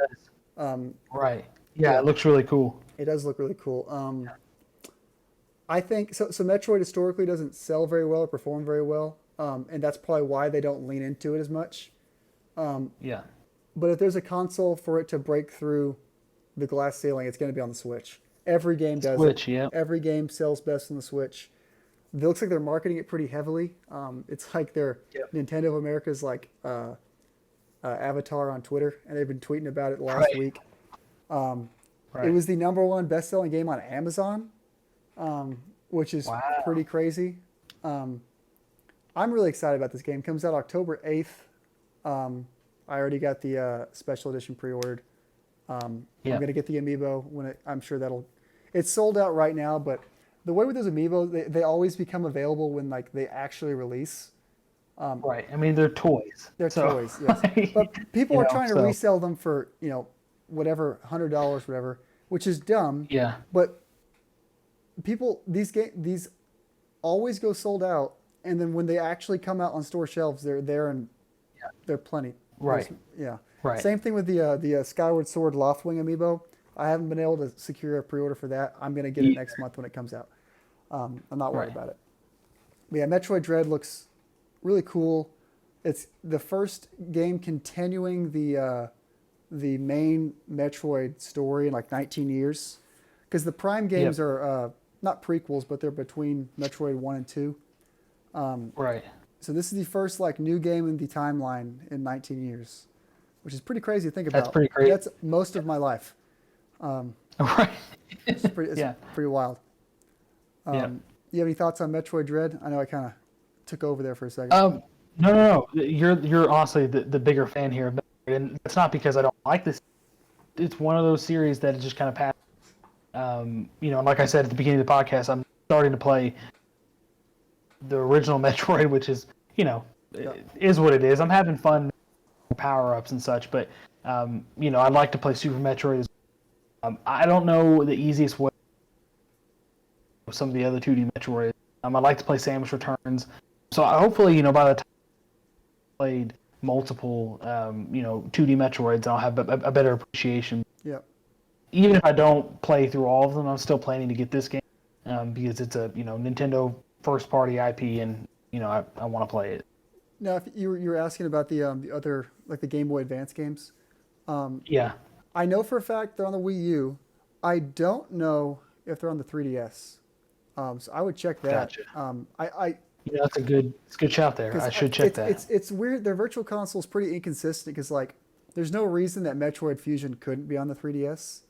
Right. It would fit better there because that's where it's on the Wii U. You can play with the big goofy gamepad, but they do that sometimes with their Virtual Console. Like it just kind of like didn't put some stuff on one and put it on the other for no real reason. Yeah. No, I'll go check that after this, and if they're on there, I mean, I assume they won't be that expensive. Is that I think they're like Zero $8. Mission? Zero Mission's the remake Is of that- the first game, and then Fusion is the fourth game, Metroid 4. Shoot, I could put down the original game right now if I'm able to play Yeah. missions. Yeah. I'll go check that, and if they're tell you what, available, I'll buy them. If they're not in the 3DS, I'll get them on Wii U. When I'm done with them, I'll give you the Wii U for a while. All right, sounds good. I'll lease it from you. Yeah, you can lease it. You can rent it like a library. Yeah. I'll charge you. Yeah, sounds good. After Metroid, Do I get like a card? Do I get like an ID card, like a membership card Yep. to your like gaming collection? Okay, cool. Gotta Sweet. be real official here. Yeah. After Metroid, the next big game, another surprise announcement I have written down is Advance Wars. Heck yeah, man. So Advance Wars is like Fire Emblem's like less successful cousin, but also a very good game. Yeah. This game is a remake of Advance Wars 1 and 2 on the Game Boy Advance. Now, is it two separate games, or is it like did they just specify that it's like two games remade into one, or two? Well, so games? the game you'll be purchasing on the Switch is one thing, but it contains two older games. Gotcha. Okay. Yeah, and Advance Wars are. I've never played Advance Wars. I've watched a lot of content on Advance Wars, surprisingly enough, because I've been interested in it. I've played Wargroove on the Switch. It's a really fun indie game if you're interested. Advance Wars is kind of like Fire Emblem, Right. but it's a little different. It's Well, there's less connection to your units. Yeah, right? so in Fire Emblem, like, you have your characters that are you grow with them and you build them up. Advance Wars, you don't level up your characters; they're expendable. Right. But the Less actual stressful in that. yeah, exactly. But the action of like moving around the map and attacking is similar to that of Fire Emblem. Yeah. I'm pretty excited for Yeah. this. They confirmed it's going to have too. online multiplayer. I don't know if they said if it'll be like on the campaign or not, but I know like versus wise you can play multiplayer. Yeah. Right. Right. These games are super well regarded. Some say they're better than Fire Emblem, but I don't know. This might just be I'm sure that's a preference thing. thing. Fire Emblem 1 and Advance Wars needs to get over it. But hopefully this game will do well, and they'll make a new Advance Wars because there are more Advance Wars games. But I thought you were going to say, hopefully this will do well, and they'll make. yeah, so there's a couple more Advance Wars games, but like these are the two that were the most popular. The other ones were like on the DS, I think, and they were a little more edgy and like not as they didn't have that cool art style. This one looks really cool. Yeah. Almost looks like Link's Awakening, like the art style, the toyetic thing. And they move the maps. They're not in the original game. You're looking at like an overworld map. Now you're like looking at like a board, like a literal, almost like a chessboard. I so like really it. leaning into the toy thing there. Yeah. Toy soldiers. I think it's cool. I think it's a really good aesthetic. Like it's just a fun looking thing. And yeah, I know less about. Yeah. But yeah, I've heard about. I have played. Am I cutting out right now? Looks like You mine. cut out a little bit, but you said you've heard about and you've played what? Yeah. Well, because I played a little bit of Fire Yeah. Emblem feel. But yeah, I'm excited about these. Yeah, it comes out in December. Hopefully I can find time to play this between the busy October, November, and then the then busy January with the Elden Ring and Pokemon Arceus. I think you'll be able to do it. Yeah. Yeah. And now before I get to what they ended on, is there anything else in the conference before the last section that you want to talk about? I'll give one shout out to this game called Tria Ascending. Did you see that? It's like I don't remember. It's like a turn-based RPG. It has a really cool art style. It's coming out, I think, September 30th. So check that out. Yeah. Not much to say about it though. But I think I do want to shout out probably game of the show, Danganronpa Decadence. More like name of the show. That name is the name of the show. Yeah, I've never heard of this. Decadence. It's like a dark Phoenix Phoenix Wright, but looks like it. It's like is that what you like Well, I mean, like, so like in Phoenix Wright, you're like looking at the clues and you like make your decision on who did it, who done it. This one's like who killed my high school friend. It's like I don't know, man. It looks that game was I don't have any history with Danganronpa. It's one of those like I feel like it's one of those niche like if I say it too loud and the wrong person hears it, I'm gonna get like yelled at. Kind of like Undertale kind of thing. That's the vibes I get from this. If like somebody out there loves this game and they will let me know if I say anything bad. Right. But Decadence is a great word to follow that up with.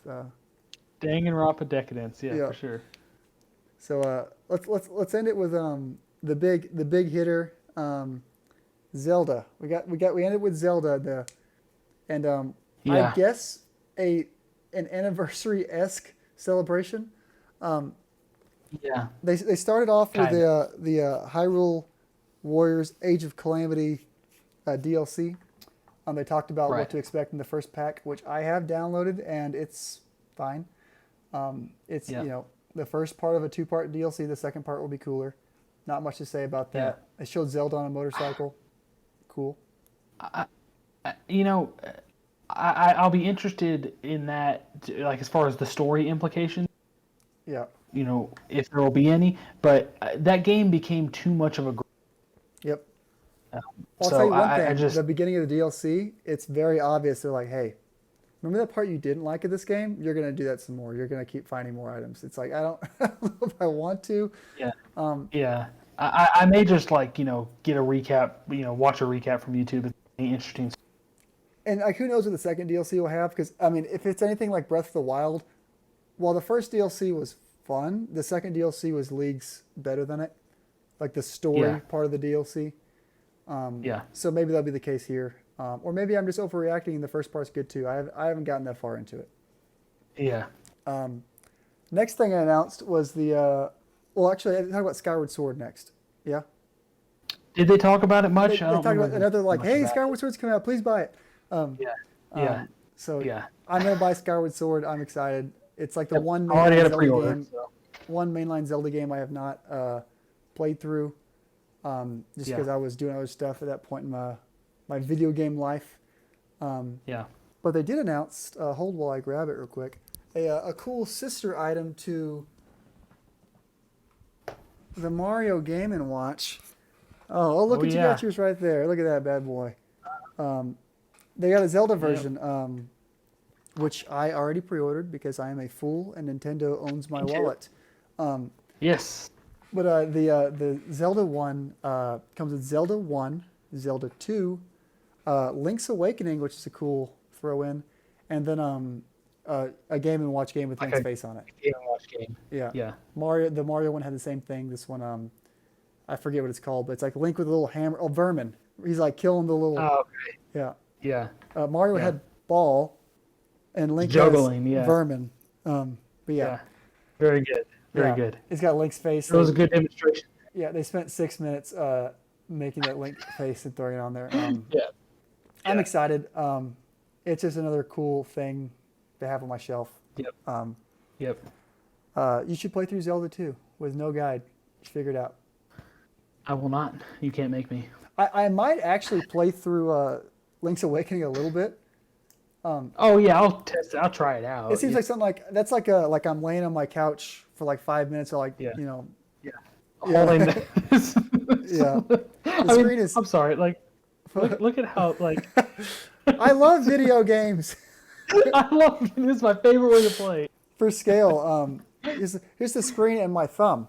So Yeah. I mean, it's not meant to sell me on Zelda 1, 2, and Link's Awakening. It's just it's an anniversary product, and I appreciate that it exists. And I think it should be cheaper, but I bought it anyways. That's a whole other argument with Nintendo in general. But I'll give them credit; they know what they can get away with, and they take advantage of every step of it.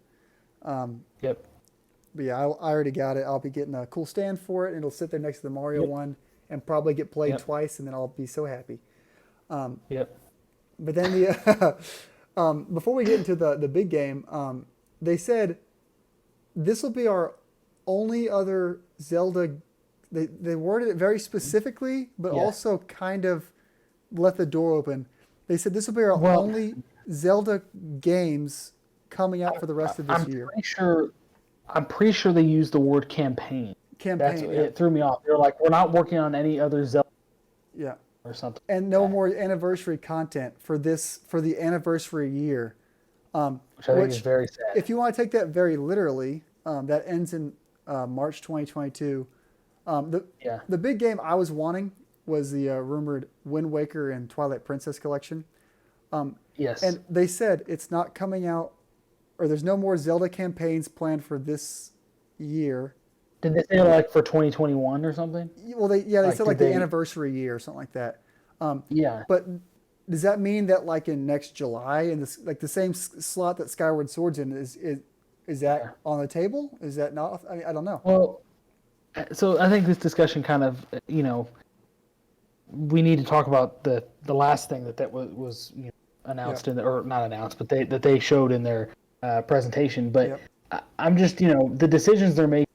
Like, okay, why Skyward Sword? And like, I don't know. I feel like they could be doing more right now, but I'm sure they've got it all. We can talk about. They've got it all written down somewhere. They've got their plan, but just to get into it, they showed Breath of the Wild 2, which is still called the sequel to Legend of Zelda: Breath of the Wild, and it started off like another dark, like underground Ganon Zelda trailer.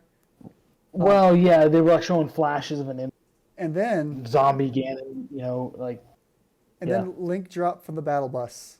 Well, it shows Zelda like falling down a pit. Yeah, she falls in the pit, and then Link comes down from the battle bus. And then comes down from the battle bus. He's dropping. Where's he dropping? Where's he dropping? Yeah, Hyrule Field. Hyrule Field. I was expecting. What's the goofy place from Fortnite? What are those goofy names? All sorts. Tomato Town. Tomato Town. Okay, that's a Link place. That's a Link place. Link could go to Tomato Town. I will not lie. So it started off like the dreary dark thing. When the light came out and it like the music crescendoed, and it had Link falling. I literally was like it was like I was like, oh my god, whoa, what's he doing, Link? What's he doing? Where you going, man? That looked super cool. They didn't. This trailer was like a minute, and like 30 seconds of it was like the castle and like a still. Yeah. But what they showed was pretty interesting. There's a lot of little details. People are going crazy with the Yeah. theories and the breakdowns, and Yeah. I don't want to get into that. Yeah. Um, Yeah. but the content's out there Yeah. if you want it. But They also, just to touch on one detail, they did kind of confirm, I guess, the whole thing with Link's arm. He's got like this new kind going on with yeah, like some kind of.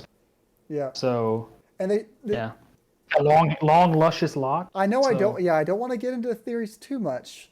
But um, that Link looks a lot different than the regular Link. He's got the long hair. yeah, He's got the like the super robot arm with like he's wearing like a tunic that shows off his arm. Um, yeah, he doesn't show their face. Doesn't show Link's face at all in the trailer. yeah. So I don't know. It may show like a profile, but Yeah. yeah. Um, all I'm saying, it's totally Ganondorf. I don't know where you get that idea that it's Ganondorf. You should watch. You should watch the theory trailers, and you'll understand. But I will say, I think it'll be at least how they spin it, whether it's a time thing or like a alternate reality thing. I do think it'll be two different players, Sky, and I don't think you're gonna jump from the sky and like slowly fall down to the. Yeah. I don't think that'll happen. I think it'll be almost two separate things. Because if you look, they're really high up there. Right. And if you were to like keep that all loaded at the same time and like fall down back down to Hyrule, I don't know what. Switch can't handle it. Yeah. So it looks good. There's that one shot in particular that looks really good where it's like looking from the ground up at Link and it's like very golden yellow. He's like running. Yeah. That looks really good. Yeah. It says it's coming. They're aiming to come out in 2022. How do you feel about that? I mean, I'm not at all surprised that it got, I guess, presumably pushed from this year. I'm concerned that this is like going to be late 2022. I think because that's maybe an optimistic date is late 2022. I think that's like the best case. yeah. So I mean, it's just one of being selfish, and I want it now. Yeah. Hopefully, they have enough to. That's why I wanted. Okay, we got Skyward Sword, good. That's why I wanted the Wind Waker, Twilight Princess, collection or whatever it's going to be. Even if it's two separate games, nobody would be happy about it. Yeah. But I'd probably still buy it. I wanted that because I figured that sequel to Breath of the Wild was going to be pretty far off. Yeah. I've been thinking that for a while. I thought that there was an extremely slim chance that it was going to come out holiday this year, but I really was never. Yeah. So, I just hope to see more from Zelda, and they know they can cash in on it. It's just about when and if, but yeah. All I hope, Breath of the Wild was obviously a very important game. I would say, as far as Nintendo's history goes, it might be one of the most important games of their history. That game, like, single-handedly, like, pulled them from the depths of like their low point. That game, while the Switch probably would have been a success, that game really, the Switch rode Breath of the Wild there for a while. Yes. So they do not want to mess this game up. They're going to take their time. I want them to take their time. And I'll let them. And I've got a real positive spin to put on this. It just gives me more time to replay Breath of the Wild. There you go. That's what I'll do. And if it's like, I don't want this game to come out in 3 years after Breath of the Wild and just be like a Breath of the Wild with new side quests. If I want them to, if they take 6 years and make like another fully like realized Breath of the Wild, like with all new places to explore, and I get to go through that all again, great. Yeah. I would rather them give me a full sequel later than a half sequel earlier, Right. Agreed. So if I get to experience that all again, I'll be super happy when it happens. Aren't you looking forward to the stress of like trying to secure like a collector's edition for this thing? Don't even start. It's good. I can't wait. That's like my least favorite thing in like games now. Yeah. Every cool thing ever is a freaking war. Scout. It's rough out here. Yeah. Especially when I'm a fool and I buy every collector's edition. I'm like, oh, I like that. Because I'm not trying to buy, this stuff with the intention of reselling it. I don't care if it's not worth money in the future. I want it because I think I have the money to get it, so I should be able to get it. But, it's just, it's rough times, man. Yeah, I can't wait to get my my Link outfit I'm gonna wear around in my robot arm. Right. In the collector's edition. Imagine they give you you have to give them your clothing. Yep. Collector's edition is like a full-on outfit. Yep, and they dropped me from the battle bus. And dropped from the battle bus. Yeah. There you go. Any other thoughts on Breath of the Wild 2? Or the sequel to The Legend of Zelda Breath of the Wild? That's funny. We didn't really talk. Want a title so I can stop calling it Breath of the Wild 2 or whatever. I would like a title, and rumor that not the title reveals something about the game, but I don't, unless you are literally spoiling the game, I don't see what the harm is in revealing the title. When I first read that, I was like, that makes sense. They don't want to reveal the name. Then I thought about it, I was like, they're still going to have to reveal the name. Exactly, it doesn't make any sense. It's whether what do you mean spoiler? Of course, I think the only thing that could mean is the title is going to reveal something about the game they haven't showed us yet. So, a gameplay feature they're going to show in the next trailer. Say you play as Zelda, just saying it, and the game's called Legend of Zelda: Breath of the Wild and Zelda, and Knuckles. And Knuckles. That's the only thing I can see is that the title is integrated into the actual gameplay that they haven't shown us yet. So it'll be whenever they do decide to show the play element. When they fully break down this game, that's when they'll show you, because it'll probably have something to do with what's going on in the gameplay. Yeah, but you don't see this happen very often. It's a game that's so hyped up and we don't even know what it's called. Yeah. That's pretty crazy. Wouldn't it be hilarious? They go through all this and it cuts to black and it says, Legend of Zelda Breath of the Wild 2. It's just called 2. They just scrapped whatever they had. Or it's the 2 that reveals that you can play as 2 characters. Oh my god. Yeah, it has 2 Joy-Cons. It's it leans into the Switch. It's no, stop it. And Knuckles. But and Knuckles. I'm excited about it. It'll be worth it when it gets here. Agreed. And that's how E3 ended. Was off that. That is how the cookie crumbled. Ended on a 30-second shot of the Hyrule Castle in the sky, and that was weird too because they really. I was sitting there what are they going to show next? And then it's just that was it.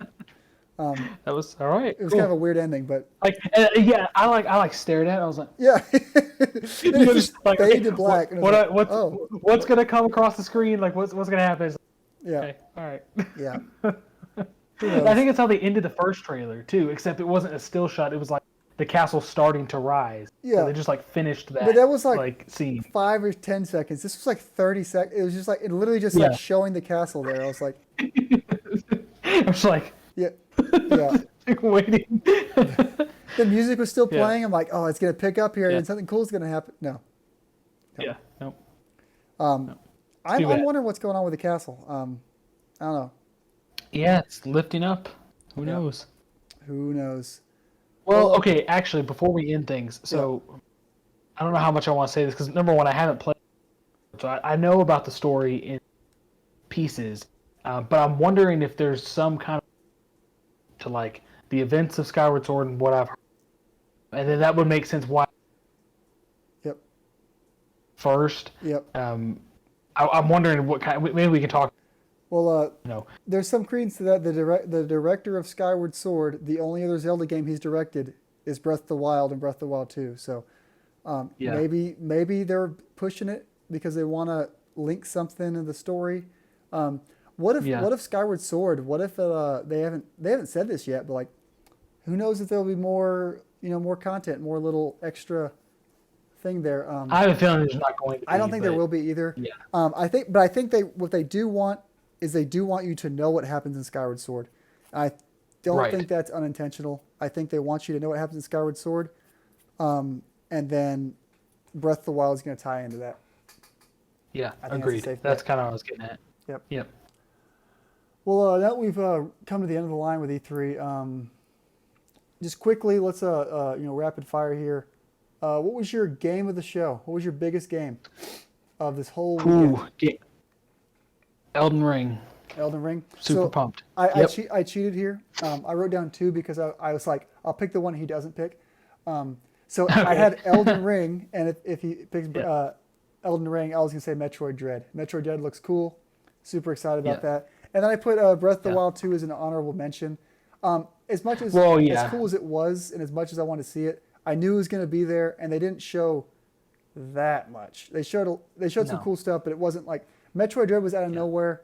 I wasn't necessarily 100% expecting Elden Ring, but like I knew Breath of the Wild Yeah. would be there in some way.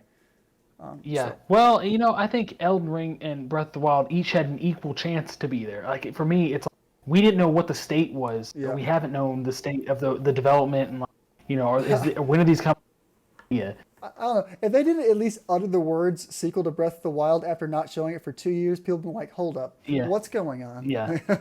Yeah. But yeah, Yeah. so Yeah. Elden Ring was like my 1A, and Metroid Dread was my 1B. Right. No, I mean at this moment I am more excited for Elden Ring than Breath of the Wild 2, simply Yeah, because like it's there. it's coming. It's attainable. Breath of the Wild. Yeah, it's tangible. Breath of the Wild. The original is like one of my favorite ever.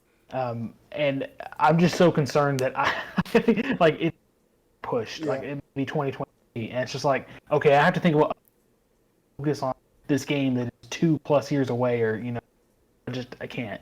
So yeah. Elden Ring, and what they showed with the game, like I said, it doesn't feel. Yeah, that's my game of the show for sure. On the adverse, what was your biggest disappointment? Mine was just Square overall, Oh, and yeah, we kind of talked about why it might have happened, but I still think I went there with such high hopes, and they were my biggest letdown yep, overall. yep. I have to agree, and I think that it was like it was like multiple punches, because okay, they didn't show Final Fantasy. If you think about it, you're like, okay, they did show these Fantasy 1 through Yeah, things, but here's another slap to the face. Not yeah, coming to, yeah. so it's coming to. So, yeah, I agree that the disappointment was Square for me because I built it up so much. But I think it's It was almost like probably they made my a fault. effort to disappoint. Yeah, So yeah. it's It was like they made a conscious effort, like let's piss everyone off. yeah, I don't know, yeah, but and maybe because I'm not on a lot of other social media. I'm not on Twitter, so I don't know how angry people are. But I don't know if that sentiment is shared. You they're can tell angry. me again. They're angry. Yeah. So That was because that was the most fun of the Square show, was reading through the replies to those tweets. When Square yeah, was yeah, talking about Final Fantasy 1 through 6, people were mad, man. yeah. I bet, man. I Um, bet. um, Justifiably so, I think. I know you have a couple other categories written down. My last one I've written down is Oh yeah. what's a new game that you weren't expecting but you are now excited to play? I just think about that off the top of my head. I didn't have that. Probably Advance War. Yep. Like that one. I mean, it maybe it's not a new game. Yep. But it's certainly something I wasn't expecting. Yep. And it's games that I've heard about, and since I've had brief experience with strategy RPGs and wars, that was a big surprise for me. Yep. Time. Yeah, I have Advance Wars and Metroid written down. Yeah. Advance Wars was what I had for that as well. Yep. And you said you had another couple. Yeah. I think I don't know if I'm already, but as far as like best presentation goes, this was like tough for me. But I went back and forth between. But I landed on Nintendo. I was gonna say Capcom. Um, Oh yeah, right. Yeah, yeah. No, opposite award for them. Yeah. But Nintendo, they checked all the boxes for like what a good presentation should be. Now, their shortcomings, own personal taste, was they didn't announce like what I wanted for like a Zelda 5th and Yep. or whatever for Wind Waker and Twilight Princess. Yep. I think they all the good notes with like genres of games, and like, Yeah, they announced a lot of they stuff. definitely covered So, their like, bases. They like if you were Yeah. a fan of video games and you watched the Yeah. Nintendo Direct, there was probably Yeah. something in there that interested you. That is exactly what they said when they were introducing their presentation. Like, you'll be able to find something for you. Yeah, they had the Presentation, and they were strategy. totally- They had the action. They had the big open world Breath of the Wild Party coming. games, They had party games. 2D platformer. 2D platformer. Super Monkey Ball. All They had, there. you know, old A Smash announcement. Everyone wanted. They had old franchises So, coming back, remastered. They had old franchises being yeah. brought from the dev of Metroid. Yeah. It was a great show. Yeah. Honorable Yeah, mention to and Microsoft. They did. absolutely. Oh, I forgot to mention with Microsoft. My one disappointment with Microsoft. Hades. I've played Hades. Oh, yeah. I like Hades a lot, and they announced it was coming to Xbox. That was it. Like, I don't know Yeah. what the inner workings of like Game Pass are, but of all the games coming to Game Pass, that would have been a big hit. I don't know what Right. stopped that from happening, Yeah. but I was expecting Microsoft to announce Hades for Game Pass. Now, Hades came out as a Switch exclusive. Is It that was correct, or was it on anything else? Steam and Switch, and then it's Okay. coming to PlayStation and Microsoft. And I just assumed Right. Microsoft was going to try to one up everybody by, oh, it's coming to Game Pass, which Right. they've done that for bigger games. So I was kind of Yes. surprised they didn't do that for Hades. Yep. I don't know. Yeah, I don't understand the inner workings of that either. Yeah, Is agreed upon. So, yeah, but yeah, would have been a slam dunk for sure. yep. Any other little categories or awards you want to?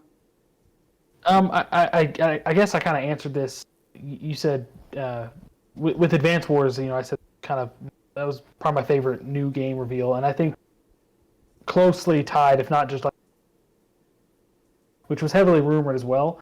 But that is another looks like an awesome game, and I'm really excited about that one too. So, but And what was other that than game? that, yeah. What was that game? It's funny. You cut out only when you said the title of the game. It all fit like Oh, it's blah good. blah blah. It was a really rumored game. Oh. I'm really excited about it. Well, what people don't know is that was the trailer for our. You just cut out again. Dang it. All right, Forza Horizon 5. Okay, Forza That's what I Horizon said. 5. Okay, yeah. No more jokes. Yeah. No more cutting out. That's what I said. There you go. Discord is limping its way to the finish line. We're almost there. We're almost there. Any other thoughts on the show? No, I'm good. Yeah. Well, that's where I click the button for the. Thanks for watching. Oh, it's underneath you. There we go. Thanks for watching episode 7 of the Dailey-Lumber podcast. We always we appreciate any comments. Any if you enjoy the podcast, let us know. Or if you don't enjoy it. If you don't, let me know again. I would love to know if you hate it, and I would love to have my first real hater. I want a good hater. Yeah. But all things serious. I'm gonna try to get a couple videos out this week on a couple games. I'm gonna release my first review ever this week. I'm pretty excited about it. So keep your eyes peeled for that if you're still watching. If you're still watching, you can catch us at twitch.tv/dailybeaten playing some Smash Bros on Sundays. Probably tomorrow, if I had to guess. Or, well, I guess yesterday. Probably in the past, because this is going up on Monday. I apologize. I hope you watched. Yeah, I hope you watched me play Smash Bros last Sunday and next Sunday. Yeah, probably dunk on all of us with Yeah, DK. So there you I'm go. sure that's what happened. Yeah, I need some new footage for the podcast. But Right. yeah. Once again, thanks for watching, and we'll see you next time with whatever else seems interesting to us in the future. Adios. See ya.